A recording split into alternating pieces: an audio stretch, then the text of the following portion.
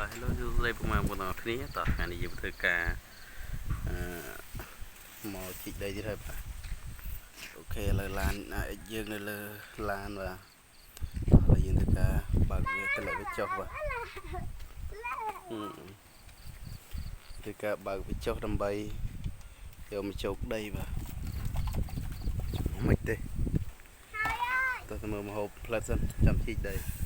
បើសិនក្តាមសិនបកាសិនបកងបាទឆៃមុនប្រាដាតែចុះសិន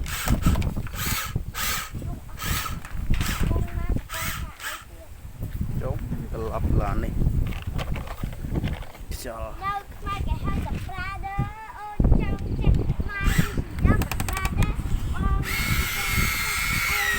ប្រាដាអូនអ្នកស្រឡាញ់ដល់ប្រាដាគេហៅតែប្រាដាអើយនេះជាលឿអត់ទៅគិតប្រាដា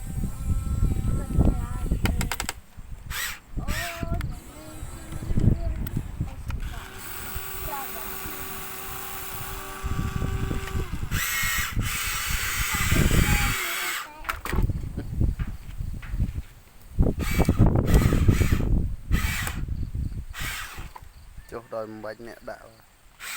គឺចុះខ្លួនឯងបាទ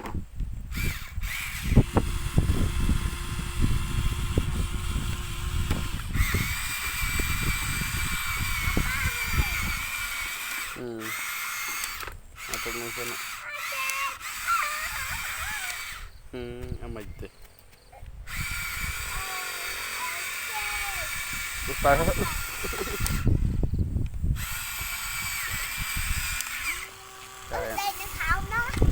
ែនឹងជិះសិន